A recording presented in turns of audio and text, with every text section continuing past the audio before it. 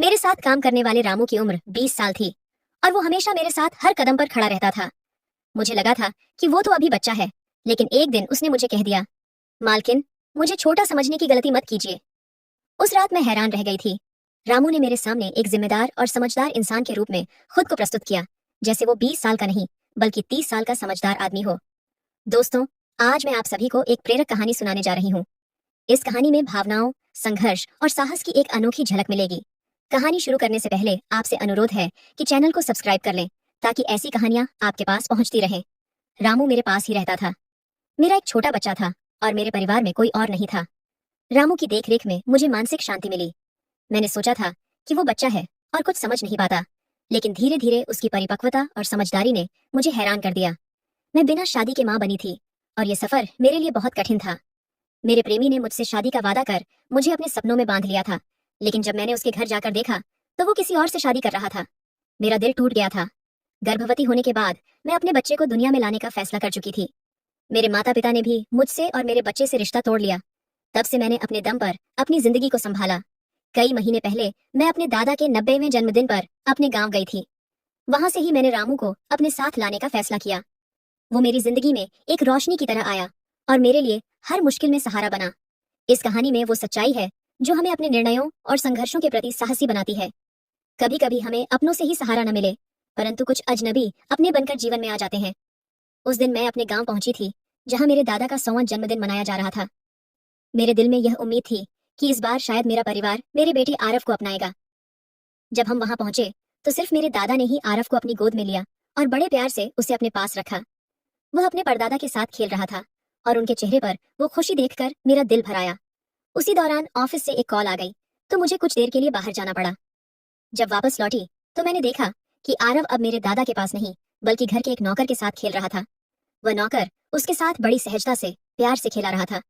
मैंने कुछ संकोच के साथ अपने बच्चे को उसकी गोद से लिया और चलने को तैयार हुई। तभी उस नौकर ने मुझे रुकने का इशारा किया। उसने विनम्रता से कहा, मालकिन, मुझे थोड़ी मदद की जरूरत है। पैसे नहीं बल्कि काम की तलाश में हूँ। उसने अपना परिचय देते हुए बताया, मेरा नाम रामू है। मैं इस घर में गाय भैंसों की देखभाल और गौशाला की सफाई का काम करता था, लेकिन अब बड़े साहब इन्हें बेचने की बात कर रहे हैं और इससे मेरी रोजी रोटी छिन जाएगी। उसकी बातों में एक ईमानदारी और आत्मसम्मान था जिसने मुझे प्रभावित किया। उसने आगे कहा, अगर आपके पास कोई काम हो तो मुझे रख लीजिए। मेरे माता पिता भी मजदूरी करते हैं और घर का सहारा मुझे बनना है। मैं कुछ देर सोच में पड़ी रही, फिर कहा, मेरे पास एक काम है, मेरे बेटे की देखभाल का, लेकिन इसके लिए तुम्हें शहर चलना होगा। मैंने उसे बताया कि इस काम के लिए मैं उसे हर महीने 15,000 रुपये दूंगी। वह तुरंत सहर्ष तैयार हो गया। शायद उसकी ईमानदारी और जरूरत ने उसे मेरे बच्चे का एक अच्छा साथी बना दिया था। रामू ने जल्द ही मेरे बेटे का दिल जीत लिया। आरव उसके साथ खुश रहने लगा और उसे देखकर मैंने मन ही मन रामू को अपने घर लाने का निर्णय कर लिया। शहर में आने के बाद उसने मुझसे वादा किया कि हर 4 महीने बाद वह गांव जाकर अपने परिवार से मिल आया करेगा। अब रामू मेरे घर का ही एक हिस्सा बन चुका था। उसने न सिर्फ मेरे बेटे की देखभाल में मदद की, बल्कि घर के छोटे बड़े कामों में भी मेरा सहारा बना। एक महीना बीतते न बीतते मुझे महसूस हुआ कि रामू जैसे सच्चे इंसान ने मेरे जीवन में एक नई ऊर्जा और सहारा भर दिया था। रामू के आने के बाद मेरे जीवन में जैसे एक सुकून सा आ गया था। इस एक महीने में उसने न केवल मेरे घर का बल्कि मेरे दिल का भी हिस्सा बनकर दिखाया।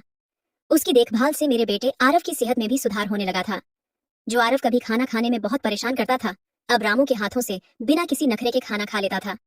मैंने उसे एक अलग कमरा दे रखा था ताकि उसे भी अपने हिस्से का आराम मिले। लेकिन एक रात ऐसा हुआ कि आरव अचानक जोर जोर से रोने लगा। मैं उसे शांत कराने की बहुत कोशिश कर रही थी, लेकिन वो चुप नहीं हो रहा था। तभी बच्चे के रोने की आवाज सुनकर रामू मेरे कमरे में आ गया। उसने आरव को प्यार से गोद में लिया और उसके पास जाते ही आरव जैसे जादू की तरह चुप हो गया। रात काफी हो चुकी थी और आरव अब रामू को छोड़ने का नाम ही नहीं ले रहा था। तब मैंने रामू से कहा, आज रात तुम यहीं सो जाओ। अगली सुबह जब मेरी आंखें खुली तो देखा कि आरव रामू से लिपटकर बड़े आराम से सो रहा था। उस एक रात के बाद से रामू अक्सर आरव के लिए मेरे कमरे में ही सोने लगा। उसकी मौजूदगी से जैसे मेरा घर और भी संजीव हो गया था। रामू के काम से मैं इतनी खुश थी कि एक दिन छुट्टी पर मैंने सोचा कि उसे शहर घुमा लाऊं। मैं उसे मॉल ले गई और उसके लिए नए कपड़े खरीदे। फिर हम सैलून गए, जहां उसकी नई हेयर स्टाइल भी करवाई। रामू देखने में अच्छा था, लेकिन हमेशा सादगी में रहता था। उस दिन मैंने उसका पूरा लुक ही बदल दिया। जब वो नए कपड़ों में और नई हेयर स्टाइल के साथ मेरे सामने आया तो मैं खुद हैरान रह गई। कल तक जो मेरे घर का एक साधारण सा नौकर था, वो आज बेहद हैंडसम और स्मार्ट लग रहा था। मुझे यकीन नहीं हो रहा था कि रामू इस रूप में भी इतना प्रभावशाली दिख सकता है। उस दिन मॉल से लौटकर घर आए तो आरव आते ही सो गया। उस समय मेरे मन में एक अजीब सा सुकून और एक गहरी कृतज्ञता की भावना थी। रामू ने न सिर्फ मेरे घर का काम संभाला था, बल्कि मेरे जीवन में भी एक अनकही सी खुशियों की लहर ला दी थी। उस दिन मॉल से लौटने के बाद हमने साथ बैठकर खाना खाया। खाने के बाद मैं अपने कमरे में गई और दवाइयां लेने लगी। मुझे माइग्रेन की पुरानी समस्या थी, उसी की दवा ले रही थी। लेकिन उस दिन दवा लेने के बाद भी मेरे सिर में भयंकर दर्द हो रहा था। मैं अपने कमरे में सिर पकड़े चुपचाप बैठी थी। कुछ देर बाद रामू मेरे कमरे में आया और मुझे इस हालत में देखकर परेशान हो गया। उसने धीरे से पूछा, मालकिन क्या हुआ? जैसे ही उसे पता चला कि मुझे सिर दर्द है, उसने बिना कुछ कहे मेरे सिर की मालिश शुरू कर दी। रामू की उंगलियों में जैसे कोई जादू था। उसकी मालिश से मुझे बहुत राहत महसूस होने लगी और धीरे धीरे मुझे गहरी नींद आ गई। उस रात कई दिनों बाद मैंने चैन की नींद सोई थी। अगले दिन ऑफिस में ट्रेडिशनल डे का फंक्शन था और मैंने सोचा कि इस मौके पर गुजराती लुक अपनाती हूँ। मैंने एक सुंदर सा घाघरा पहन लिया, पर स्कर्ट का नॉट बांधने में थोड़ी दिक्कत हो रही थी। मुझे कोई और उपाय न सूझा तो मैंने रामू को कमरे में बुला लिया और उससे नॉट बांधने को कहा। जब रामू नॉट बांधने लगा तो उसका हाथ अनजाने में मेरी खुली पीठ से छू गया। मुझे इस पर कोई संकोच नहीं हुआ, क्योंकि मैंने उसे हमेशा छोटे भाई की तरह समझा था। तैयार होकर जब मैं बाहर जाने को हुई तो रामू ने मुझे रोका और अंदर से काजल लाकर मेरे कान के पीछे लगा दिया। उसने मुस्कुराते हुए कहा, मालकिन, अब आपको किसी की नजर नहीं लगेगी, आप बहुत सुंदर लग रही हैं। उसकी यह बात सुनकर मुझे हंसी आ गई और मैं उससे विदा लेकर निकल पड़ी। शाम को जब मैं घर लौटी तो मेरे साथ मेरी एक सहेली और उसका प्रेमी भी थे।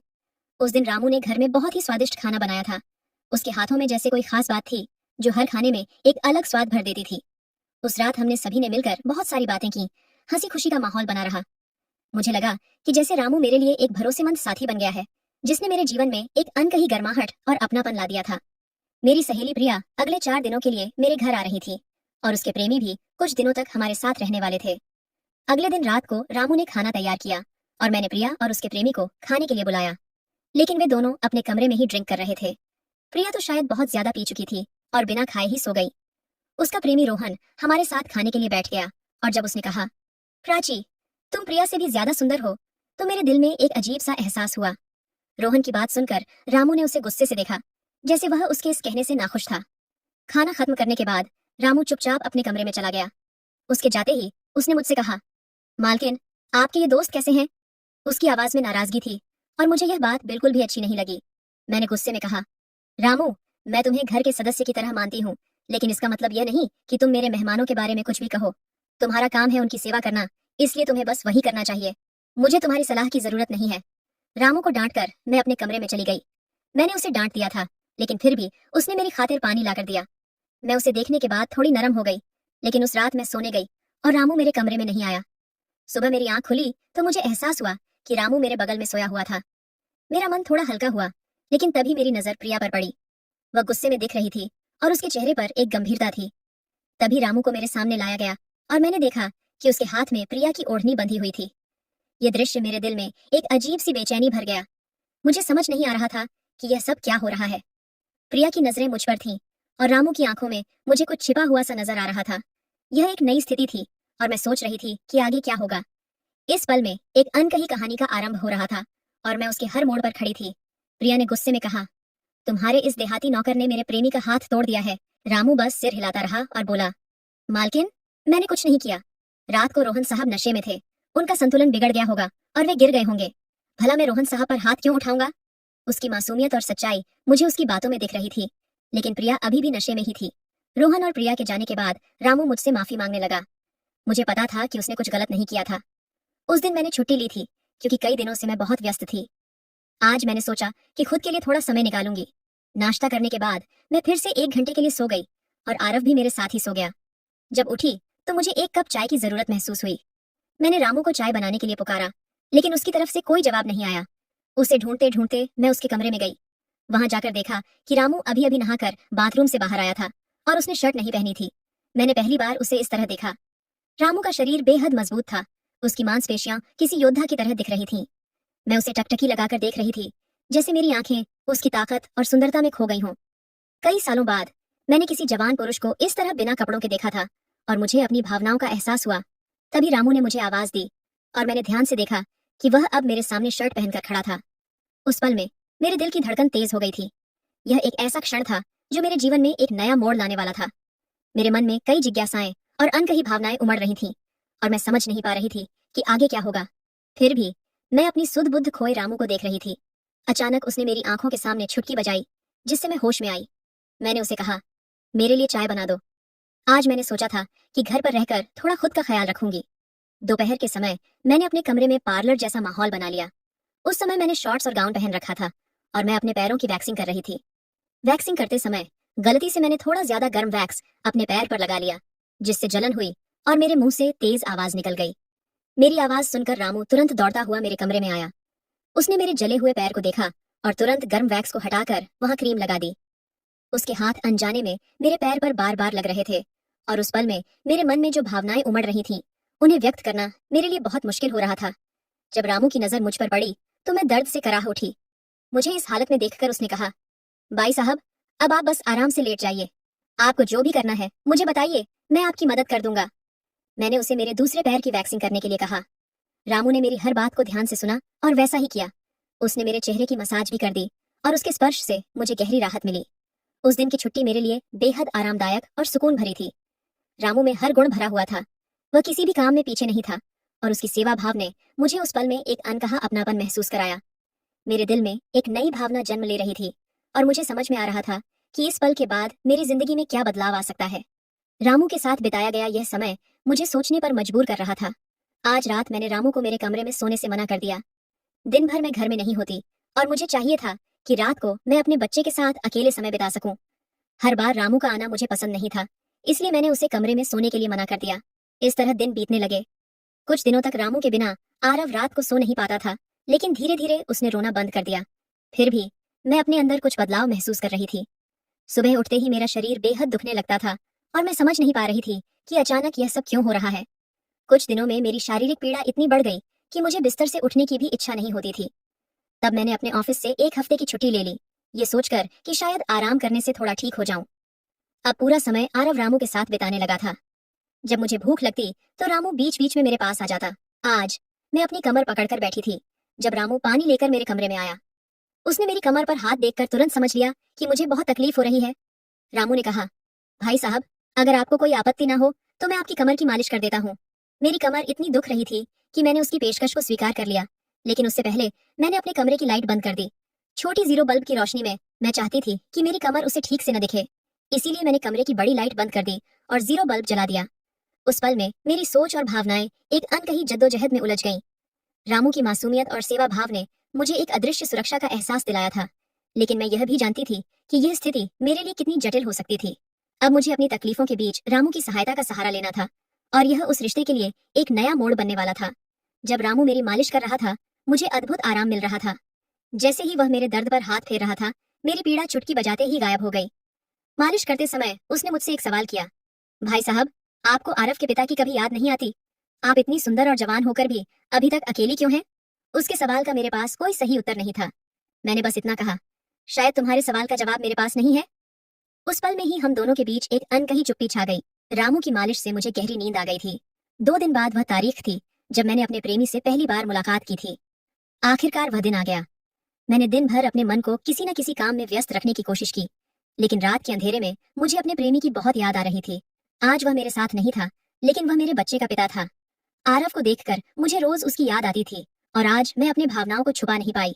मैं अपने कमरे में जोर जोर से रोने लगी, जबकि आरव पास में सो रहा था। मुझे उसकी नींद का ध्यान भी नहीं रहा। मैंने आज अपनी दवाइयां भी नहीं ली थीं। अचानक रामू पानी लेकर मेरे कमरे में आया। मुझे रोते हुए देखकर उसने मेरे पास आकर मुझे पानी पिलाया। जब मैं थोड़ी शांत हुई तो उसने मुझे दवाइयां दी। मेरे रोने की आवाज सुनकर आरव हल्का हिलने लगा। वह जाग ना जाए, इसलिए रामू ने मुझे अपने कमरे में ले गया। वहां जाकर मैंने उसे कसकर गले लगा लिया। ऐसा लगा जैसे मैं अपनी सारी भावनाएं उसके साथ साझा कर रही हूँ। उस गले लगाने में मुझे एक अनकही सुकून मिला। रामू की मौजूदगी ने मुझे एक नई ताकत दी। मुझे समझ में आ रहा था कि ये पल मेरी जिंदगी के लिए कितने महत्वपूर्ण हैं और शायद अब मेरी कहानी में एक नया मोड़ आने वाला है। मैं अपने भावनाओं के जाल में उलझ गई थी। मेरे आंसू बहने का कारण सुनकर रामू भी चुप हो गया था। उसने मेरे आंसू पोंछते हुए मेरे कंधे को पकड़ लिया और मैंने धीरे धीरे उसे अपने करीब खींच लिया। रामू, आज की रात मैं तुम्हारे साथ बिताना चाहती हूँ, मैंने कहा, अपनी भावनाओं को खुलकर प्रकट करते हुए। उसकी आंखों में अनिश्चितता थी। भाई साहब, मैं अभी छोटा हूँ, मुझे कुछ भी नहीं आता, उसने मुझसे कहा। उसकी मासूमियत ने मुझे और भी करीब खींच लिया। उस रात मैं उसके कमरे में गई, लेकिन सुबह जब मैंने आंखें खोली तो वह मेरे पास नहीं था। उसकी शर्ट वहीं पड़ी थी, एक यादगार की तरह। जब मैं बाहर गई तो मैंने देखा कि रामू मेरे बेटे आरव को दूध और बिस्किट खिला रहा था। उस पल में मुझे आरव का ख्याल नहीं आया, लेकिन रामू ने हमें खुश रखने में कोई कसर नहीं छोड़ी थी। रात की थकान के बाद मैं सुबह देर से उठी। दिन भर रामू ने मुझसे नजरें नहीं मिलाई। आज प्रिया मुझसे मिलने आई थी, लेकिन उसने रामू की ओर एक बार भी नहीं देखा। रामू ने उसे पानी दिया और फिर कमरे से बाहर चला गया। थोड़ी देर बातें करने के बाद जब प्रिया जाने लगी तो उसने मुझसे कहा, जितनी जल्दी हो सके अपने नौकर को यहाँ से निकाल दो। वह दिखने में जितना मासूम लगता है उतना है नहीं। उसकी बातों ने मेरे मन में चिंता की लहर दौड़ा दी, लेकिन मैंने इसे खास ध्यान नहीं दिया। रोज की तरह रात को खाना खाने के बाद रामू मेरे कमरे में पानी का गिलास लाया। उसने आरव को भी सुला दिया था। आरव आज हॉल में झूले में सो रहा था और रामू उसकी देखभाल कर रहा था। मैंने देखा कि रामू अपने काम में कितना समर्पित था, और यह देखकर मेरे मन में उसके प्रति अनकही भावनाएं और गहराई से आकार लेने लगी थीं। रात की चांदनी में सब कुछ शांत था, लेकिन मेरे मन में एक ज्वाला थी, एक नई कहानी की शुरुआत के लिए। मैंने अपने कमरे की लाइट बंद की और सो गई। कुछ समय बाद मुझे आरव की आवाज सुनाई दी। उसकी मासूम आवाज ने मेरी नींद को तोड़ा। मैं उठने वाली थी, लेकिन तभी उसकी रोने की आवाज अचानक थम गई। कुछ देर बाद मैंने अपने कमरे का दरवाजा खुलने की हल्की आवाज सुनी। चुपचाप मैंने सब कुछ देखा। रामू मेरे कमरे में आया था। वह मेरे पास आकर यह देखने की कोशिश कर रहा था कि मैं सोई हुई हूँ या नहीं, और फिर उसने मेरा मोबाइल उठाया। उसकी उस खोजबीन ने मुझे सतर्क कर दिया। मैंने तुरंत कमरे की लाइट ऑन कर दी और उसे जागता हुआ देखकर वह चौंक गया। मैंने उसके हाथ से अपना मोबाइल छीन लिया और गुस्से से कहा, रामू, ये सब क्या चल रहा है? तुम इस वक्त यहाँ क्या कर रहे हो? वह कुछ नहीं कहकर वहां से जाने लगा, लेकिन मैंने उसे इतनी आसानी से छोड़ने का इरादा नहीं किया। मैंने उसे वह वीडियो दिखाया जिसमें वह प्रिया के बॉयफ्रेंड पर हाथ उठा रहा था। वह वीडियो उस दिन का था जब रोहन का मोबाइल गलती से चालू रह गया था और उनकी हाथापाई रिकॉर्ड हो गई थी। सुबह जब प्रिया मुझसे मिलने आई थी तब उसने मुझे वह वीडियो दिखाया था, और तब से मैं रामू पर नजर रख रही थी। रामू, तुमने झूठ क्यों बोला? तुमने रोहन पर हाथ क्यों उठाया? मैंने पूछा। मेरी आवाज में गुस्सा और चिंता दोनों थे। उसने धीरे से कहा, जो भी आप पर बुरी नजर डालेगा उसके साथ मैं यही करूंगा मालकिन। उसकी आंखों में एक अजीब सा आत्मविश्वास था। उस रात जब रोहन नशे में था, वह आपके कमरे में आया था। वह आपके साथ कुछ गलत करने की कोशिश कर रहा था। मेरे मन में हलचल मच गई। रामू की बातें मेरे दिल में एक ज्वाला की तरह जलने लगी। उसने मेरी सुरक्षा के लिए जो कुछ किया वह मुझे हैरान कर गया। क्या मैंने उसे सही समझा? क्या मैं उसे अपनी भावनाओं के करीब आने दे सकती थी? मेरी मनोदशा अंधेरे और उजाले के बीच झूलने लगी, और उस पल में मुझे अपने दिल की धड़कनों को सुनाई देने लगा। मेरी बात सुनकर रामू ने मुझसे कहा, मालकिन, आप जो सोच रही हैं वो बिल्कुल गलत है। मैंने आपके साथ कुछ भी गलत नहीं किया। कल रात जब मैंने आपको अपने पास पाया तो मैंने आपको सोते हुए पाया। मैंने आपको नींद की दवा इसलिए दी थी ताकि आप अपने प्रेमी से मिलने की तैयारी न करें। रामू की बात सुनकर मेरे मन में एक सन्नाटा सा छा गया। वह जानता था कि मैं अपने प्रेमी के पास लौटने की सोच रही थी। आपका प्रेमी आपको धोखा दे रहा है, उसने कहा। वह आपसे केवल अपने स्वार्थ के लिए मिलता है, आपकी खुशियों की परवाह किए बिना। तुम हो कौन? मैंने चौंकते हुए पूछा। तुम्हें यह सब कैसे पता? उसने कहा। आपके दादा ने मुझे आपका फोटो दिखाया था। मैं आपको पहली नजर में पसंद करने लगा था, लेकिन मैंने सुना था कि आप शादी के खिलाफ हैं, इसलिए मैंने अपनी योजना बनाई ताकि मैं आपके दिल में अपनी जगह बना सकूं। जब मैंने देखा कि आपके चारों ओर कितने लोग बुरी नजर रखते हैं, तो मैंने आपकी सुरक्षा करना शुरू कर दिया। मेरे दिल में एक हलचल सी हुई। रामू, जो पहले एक साधारण नौकर था, अब मेरे जीवन का अहम हिस्सा बन चुका था। मैंने महसूस किया कि उसकी बातें सच हैं। रामू ने मेरे प्रेमी के बारे में जो कहा वह सच था। उसके ईमानदार और सच्चे प्यार ने मुझे उस धोखे से बचा लिया जिसमें मैं फंसने वाली थी। अब मैं रामू के साथ एक नई शुरुआत कर रही थी, एक ऐसा साथी जो मेरे और मेरे बच्चे के लिए हमेशा खड़ा रहेगा। बाबा साहब की मदद से मुझे एक ऐसा जीवन साथी मिला जो मेरे लिए सब कुछ कर सकता था। इस अनुभव ने मुझे यह सिखाया कि सच्चा प्यार किसी भी परिस्थिति में आपके साथ होता है। रिश्ते निभाने वाले व्यक्ति को कभी भी किसी कारण की आवश्यकता नहीं होती, जबकि जो रिश्ते तोड़ते हैं उनके लिए एक बहाना ही काफी होता है। दोस्तों, अगर आपको यह कहानी पसंद आई हो तो कृपया इसे लाइक करें और हमारे चैनल को सब्सक्राइब करें। घंटी का बटन दबाएं ताकि जब भी हम नई कहानी डालें आपको सबसे पहले सूचना मिले। मिलते हैं एक और नई कहानी के साथ। तब तक के लिए धन्यवाद।